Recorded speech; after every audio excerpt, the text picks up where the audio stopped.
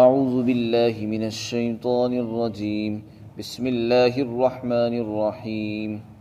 ألم تر كيف ضرب الله مثلا كلمة طيبة كشجرة طيبة أصلها ثابت وفرعها في السماء تؤتي أكلها كل حين بإذن ربها ويضرب الله الأمثال للناس لعلهم يتذكرون ومثل كلمة خبيثة كشجرة خبيثة اجتثت من فوق الأرض ما لها من قرار يثبت الله الذين آمنوا بالقول الثابت في الحياة الدنيا وفي الآخرة ويضل الله الظالمين ويفعل الله ما يشاء۔ کیا آپ نے نہیں دیکھا کہ اللہ تعالیٰ نے کلمہ طیبہ کی کیسی مثال بیان فرمائی ہے کہ وہ ایک پاکیزہ درخت کی طرح ہے جس کی جڑ زمین کے اندر مضبوطی کے ساتھ جمی ہوئی ہے اور اس کی شاخیں آسمان میں ہیں، اور وہ اپنا پھل ہر وقت اپنے پروردگار کے حکم سے دیتا ہے، اور اللہ تعالیٰ لوگوں کے لیے یہ مثالیں بیان کرتے رہتے ہیں تاکہ وہ نصیحت حاصل کریں۔ اور برے کلمے کی مثال برے درخت کی طرح ہے جس کو زمین کے اوپر سے اکھاڑ دیا گیا ہو، جس کے لیے کوئی قرار نہیں ہے۔ اللہ تعالیٰ ایمان والوں کو اس دنیا کی زندگی میں اور آخرت کی زندگی میں قول ثابت یعنی ایمان کے کلمے پر ثابت فرماتے ہیں اور جمع کر رکھتے ہیں، اور ظالم اور کافر لوگوں کو گمراہ کر دیتا ہے، اور اللہ جو چاہتا ہے کرتا ہے۔ یہاں پر کلمہ طیبہ سے مراد لا الہ الا اللہ محمد الرسول اللہ ہے۔ ایمان کا کلمہ کلمہ توحید مراد ہے۔ اور درخت شجرتن کے معنی درخت کے آتے ہیں، شجرتن طیبہ اس سے مراد ہے کھجور کا درخت۔ اسی طرح کلمہ خبیثہ برے کلمے سے مراد ہے کفر اور شرک کا کلمہ، کفر کی باتیں۔ اور شجرہ خبیثہ خبیث درخت سے مراد ہے حنظل کا درخت۔ ان آیات میں اللہ رب العزت نے ایمان کے کلمے کو کھجور کے درخت کے ساتھ تشبیہ دی ہے، اور کفر کے کلمے کو حنظل کے درخت سے تشبیہ دی ہے۔ ایمان کا جو کلمہ ہے اس کی مثال ایسی ہے جیسا کہ کھجور کا درخت۔ کھجور کا جو درخت ہے اس کے متعلق فرمایا، اس کی دو صفتیں بیان فرمائی۔ پہلی صفت اس کی یہ ہے کہ اس کی جڑ زمین کے اندر مضبوطی کے ساتھ جمی ہوئی ہوتی ہے، کیسی آندھیاں چلیں طوفان چلیں وہ اپنی جگہ سے ٹس سے مس نہیں ہوتا، نہ وہ ہلتا ہے نہ گرتا ہے، اور سیدھا کھڑا رہتا ہے کھجور کا درخت۔ اس کی جڑ انتہائی مضبوط ہوتی ہے، زمین کے اندر جمی ہوئی رہتی ہے، اور اس کی شاخیں آسمان کی طرف کو، بلندی کی طرف کو چلتی ہیں، آسمان کی طرف کو پہنچی ہوئی رہتی ہیں۔ یہ پہلی صفت ہے۔ تو کھجور کے درخت کے ساتھ یہاں پر کلمہ ایمان کو، ایمان کے کلمے کو تشبیہ دی جا رہی ہے، اور یہ بتایا جا رہا ہے کہ ایمان کا جو کلمہ ہے وہ ایسا ہی ہے جیسا کہ کھجور کا درخت۔ جیسے کھجور کے درخت کی جڑ مضبوطی کے ساتھ جہاں جم جاتی ہے وہ جم جاتی ہے، اسے کوئی اکھاڑ نہیں سکتا ہے، بالکل اسی طریقے سے سمجھ لو ایمان کا کلمہ جب کسی دل کے اندر جم جاتا ہے، پیوست ہو جاتا ہے، تو اسے کوئی آدمی نکال نہیں سکتا۔ جس دل کے اندر ایمان کا کلمہ رچ گیا، بس جاتا ہے، پھر کیسی آندھی آئے، کیسی مصیبتیں اور مشکلات کا سامنا اس کو ہو، وہ اپنے ایمان سے نہیں پھرتا ہے، ایمان پر قائم اور دائم رہتا ہے۔ یہ ایمان والے کی ایمان کی علامت بیان فرمائی کہ جس آدمی کے دل میں پختہ مضبوط ایمان بیٹھ جاتا ہے، پھر وہ ایمان سے نہیں پھرتا ہے، نہ ایمان سے مرتد ہوتا ہے، بلکہ وہ اس پر قائم رہتا ہے، چاہے کیسے ہی حالات آ جائیں، تنگ دستی آئے، فقر و فاقہ آئے، مصیبتیں آئیں کفار اور مشرکین کی طرف سے،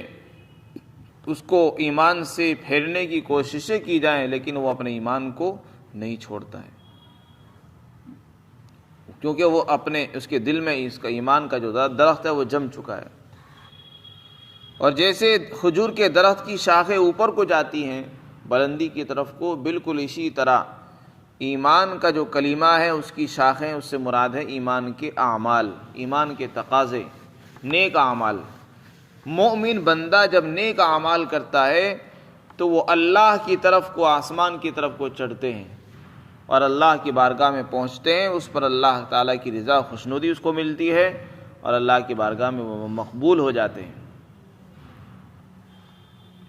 اسی طرح دوسری صفت یہ بیان فرمائی کہ کھجور کا درخت اپنے رب کے حکم سے ہر وقت پھل دیتا ہے۔ وہ اپنے ہر وقت پھل دینا کا کیا مطلب ہے؟ پھل تو موسم میں آتے ہیں۔ اگر اس سے کھجور کا درخت مراد ہے تو مطلب یہ ہے کہ اس کا پھل جو ہے وہ ہر وقت دستیاب رہتا ہے، اس کا پھل ایسا ہے کہ وہ ہر وقت دستیاب رہتا ہے، انسان کے کھانے کے قابل رہتا ہے۔ اور یہ مطلب بھی ہو سکتا ہے کہ کھجور کا درخت ایسا درخت ہے کہ اس کا پھل ہر وقت دستیاب رہتا ہے، یعنی انسان ہر موسم میں، ہر حال میں اور ہر وقت اس سے فائدہ اٹھاتا رہتا ہے۔ جب پھل آتا ہے تو پھل کھجوریں توڑ کر کھاتے ہیں، اور کبھی اس پر گودا آتا ہے، گودا وہ تو اس سے فائدہ اٹھایا جاتا ہے، کبھی اس کی چھال کام آتی ہے، کبھی اس کے پتے لوگ فائدہ اٹھا لیتے ہیں۔ تو مطلب یہ ہے کہ ہر حال میں، ہر وقت اس کا درخت مفید ہی مفید ہوتا ہے، لوگ اس سے فائدہ اٹھاتے رہتے ہیں، کسی حال میں، کسی وقت وہ اپنے پھل سے کسی کو محروم نہیں رکھتا۔ بالکل اسی طرح ایمان والا اپنے ایمان کے ذریعے سے، ایمان والے کو اس کا ایمان ہر وقت اسی طرح فائدہ پہنچاتے رہتا ہے جیسا کہ کھجور کا درخت اپنے مالک کو فائدہ پہنچاتا رہتا ہے۔ چنانچہ جس دل کے اندر ایمان آ جاتا ہے، پھر اب اس ایمان آنے کے بعد اس پر اعمال کا اجر و ثواب ملنا شروع ہو جاتا ہے۔ وہ عمل کرے یا نہ کرے، اس کے ایمان کا اجر و ثواب تو اس کو ملتا ہی رہتا ہے۔ نیک عمل کرے گا ان کا ثواب بھی ملتا رہتا ہے۔ تو جیسے جیسے وہ بڑھتا رہے گا، اعمال اس کے نامہ اعمال کے اندر نیک اعمال لکھے جاتے رہتے ہیں، ثواب لکھا جاتا رہتا ہے، درد کیا جاتا رہتا ہے۔ یہ یہاں پر اللہ تعالیٰ نے ایمان کے کلمے کی مثال بیان فرمائی کہ ایمان ایک ایسی چیز ہے جیسے کہ کھجور کا درخت، جس دل میں ایمان جم جائے گا تو پھر وہ اس سے نکل نہیں سکتا، چاہے کوئی کتنی کوشش کر لے، لاکھ کوشش کر لے اس کو ہٹانے کی، ایمان سے پھیرنے کی۔ پھر آگے اللہ تعالیٰ نے فرمایا کہ ہم اسی طرح لوگوں کے لیے مثالیں بیان کرتے ہیں، اور اس لیے بیان کرتے ہیں تاکہ لوگ نصیحتیں حاصل کریں۔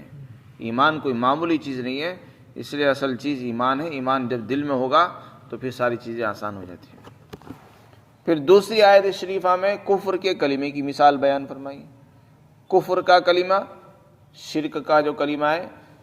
اس کی مثال بیان فرمائی۔ اس کی مثال ایسی ہے جیسے کہ ایک خبیث اور گندا درخت ہے۔ وہ خبیث درخت کون سا ہے؟ وہ ہے حنظل کا درخت، جس کو اندرائن بھی کہتے ہیں، اس کو اندرائن کہتے ہیں۔ انتہائی کڑوا، اس کا مزہ بھی خراب ہوتا ہے، اس کی بو بھی بہت بدبودار ہوتی ہے، اور اگر کوئی اس کو کھا لے تو اس کے جسم کے لیے نقصان دہ ہو جاتا ہے، نقصان اور مضرت کا سبب بھی بن جاتا ہے۔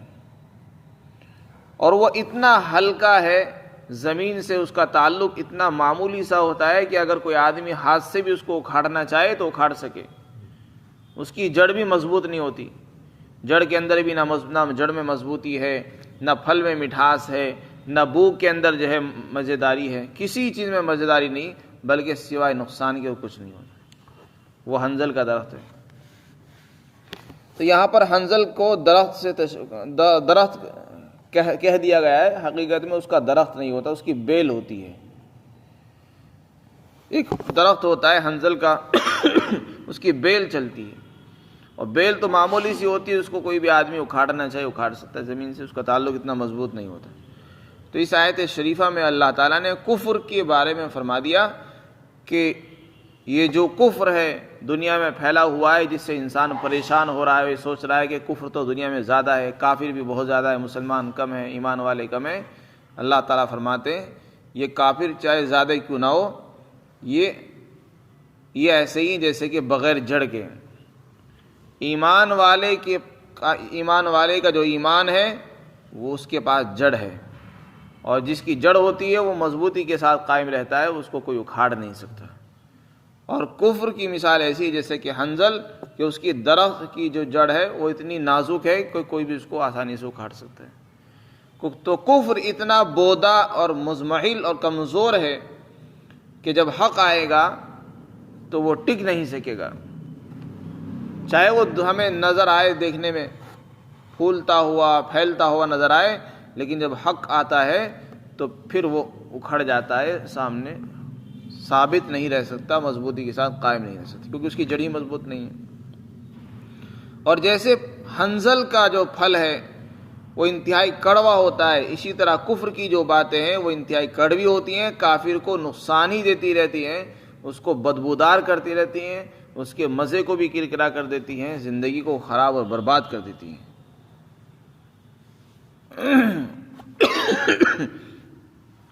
اور کافر کا جو کفر ہے اس کے ہوتے ہوئے تو کوئی عمل اس کا مقبول ہوتا ہی نہیں، تو اس لیے اس کی شاخوں کا بھی ذکر نہیں فرمایا، کیونکہ کافر کوئی بھی عمل کرے اس کا عمل اللہ کے ہاں نہیں پہنچتا ہے، اس لیے اس کا ذکر ہی نہیں فرمایا۔ تو کافر انتہائی بدبودار ہے، اس کی باتیں بھی انتہائی بدبودار ہیں، کڑوی ہیں، اور اس کی باتیں اللہ تک نہیں پہنچتی ہیں، اور اس کے اندر اتنی کمزوری ہے کہ کوئی اس کو اکھاڑنا چاہے فوراً اکھاڑ سکتا ہے، کوئی قرار نہیں ہوتا ہے۔ آیت شریفہ میں اللہ تعالیٰ نے آگے فرمایا کہ یہ جو ایمان کا کلمہ ہے، اس ایمان کے کلمے پر اللہ تعالیٰ ایمان والوں کو جما کر رکھتے ہیں، مضبوطی کے ساتھ قائم رکھتے ہیں، دنیا کی زندگی میں بھی اور آخرت کی زندگی میں بھی۔ اللہ تعالیٰ ایمان والوں کو ایمان پر ثابت قدم فرماتے ہیں۔ کس طریقے سے؟ اس کا مطلب یہ ہے کہ جب کوئی آدمی ایمان قبول کرتا ہے تو اللہ تعالیٰ مرتے دم تک اس کو اپنے ایمان پر زندہ فرماتے ہیں اور قائم رکھتے ہیں، چاہے کفر کی آندھیاں چلیں، شرک کی آندھیاں چلیں، بدعت کی، بے دینی کی ہوائیں چلتی ہوں، لیکن وہ اپنے ایمان سے نہیں پھرتا ہے، چاہے شیطان کتنی کوششیں کر لے، اللہ تعالیٰ اس کو اپنے ایمان پر جمع کر رکھتے ہیں مرتے دم تک۔ یہ ایمان کا اثر ہوتا ہے۔ اور اسی طرح آخرت سے مراد مفسرین نے برزخ کو لیا ہے، یعنی قبر کی زندگی، مرنے کے بعد جو دوسری زندگی شروع ہوتی ہے قبر والی، وہاں پر بھی اللہ تعالیٰ اس کو جمع کر رکھتے ہیں۔ چنانچہ حدیث پاک کے اندر آتا ہے جب مؤمن بندے سے سوال ہوتا ہے قبر کے اندر تو وہ کلمہ لا الہ الا اللہ محمد الرسول اللہ کی گواہی دیتا ہے، تو وہاں حالانکہ وہ ہولناک ماحول ہوتا ہے، انتہائی وحشت ناک اندھیری کوٹھڑی ہے قبر اور ڈراؤنا گھر ہے، وہاں اس تنہائی کے وحشت کے گھر کے اندر ایمان والے کی زبان سے صحیح جواب نکلوا دینا یہ اللہ ہی کا کام ہے، اور اللہ تعالیٰ ہی اس کو جمع کر رکھتے ہیں اور صحیح جواب وہ دیتا ہے۔ اس آیت شریفہ میں اسی کا بیان ہے کہ اللہ تعالیٰ آخرت میں یعنی برزخ اور قبر کے اندر بھی اس کو جمع کر رکھتے ہیں، اور وہ صحیح بات بیان کرتا ہے، اور وہ کہتا ہے کہ میرا رب اللہ ہے، میرا دین اسلام ہے، اور میرے نبی محمد صلی اللہ علیہ وسلم ہیں۔ یہ سب باتیں اس کے اندر ہوتی ہیں۔ ایک حدیث میں آتا ہے حضرت عثمان غنی رضی اللہ تعالیٰ فرماتے ہیں کہ جب میت کو دفن کرنے سے آپ فارغ ہو گئے تو آپ نے فرمایا کہ اپنے بھائی کے لیے مغفرت کی دعا کرو، اور یہ فرمایا کہ اس کے لیے ثابت قدم رہنے کی بھی دعا کرو، کیونکہ اب اس سے سوال ہوگا، لہذا وہ سوال کا صحیح جواب دے دے اور جمع رہے، ثابت قدم رہے، اس کے لیے یہ دعا کرنی چاہیے۔ جب آدمی میت کو دفن کر کے فارغ ہو جائے تو اس کے لیے سب سے پہلے مغفرت کی دعا کرنی چاہیے کہ اللہ تعالیٰ اس کی مغفرت فرما دے، اور جو سوالات ہونے والے ہیں منکر نکیر کے، ان سوالات کے جواب میں وہ ثابت قدم رہے، صحیح جواب دے دے، یہ اس وقت کی ضرورت ہوتی ہے، اس کے لیے وہ دعا کرنی چاہیے، اور لوگ اس مٹی ڈال دیتے ہیں اور فوراً چل جاتے ہیں۔ یثبت اللہ الذین آمنوا بالقول الثابت، اللہ تعالیٰ ثابت فرماتے ہیں، جمع کر رکھتے ہیں ایمان والوں کو ثابت ایمان کے کلمے پر، دنیا کی زندگی میں بھی اور آخرت میں بھی۔ یہ تو ایمان والے کے ساتھ معاملہ ہوتا ہے کہ اللہ تعالیٰ اس کے ایمان کی وجہ سے اس کو دنیا میں فائدہ پہنچاتے ہیں اور قبر کی زندگی میں بھی اس کا ساتھ دیتے ہیں، اللہ کی تائید اس کو مل جاتی ہے، نصرت اور اللہ کی مدد غیبی اس کو مل جاتی ہے، پھر اس کے لیے جو ہے قبر کشادہ کر دی جاتی ہے، جو احادیث کے اندر اس کا ذکر آتا ہے۔ اور جو لوگ کافر اور مشرک ہوتے ہیں، انہوں نے چونکہ ایمان کے کلمے سے منہ پھیر کر زندگی گزاری اور اس کو اپنے سینے سے نہیں لگایا، اس کو قبول نہیں کیا، تو اللہ تعالیٰ ایسے لوگوں کو صحیح راستے سے دور رکھتے ہیں، اور جب قبر میں وہ پہنچتے ہیں وہاں بھی اللہ کی مدد نہیں ہوتی، بلکہ احادیث میں آتا ہے کہ جب کسی مشرک اور کافر سے سوال ہوگا تو وہ کہے گا ہا لا ادری، ہائے ہائے میں نہیں جانتا، ہائے میں کچھ نہیں جانتا ہوں۔ بلکہ بعض حدیث میں ہے کہ وہ کہے گا لا ادری، مجھے معلوم نہیں ہے، میں کچھ نہیں جانتا ہوں، میں وہی کہتا تھا جو لوگ کہتے تھے، وہ اس طرح کی باتیں کرے گا۔ اور جو ایمان والا ہوگا، جس کے دل میں ایمان پہلے سے جمع ہوا ہوگا، وہ صحیح جواب دے گا، وہ کہے گا کہ میرا رب اللہ ہے، میرا دین اسلام ہے، اور یہ جو صاحب ہیں جن کی شکل سامنے ہے ان کے بارے میں کہے گا کہ یہ میرے نبی ہے محمد صلی اللہ علیہ وسلم۔ اور اللہ تعالیٰ جو چاہتے ہیں وہ فرماتے ہیں۔ اللہ تعالیٰ ہم سب کو عمل توفیق عطا فرمائے۔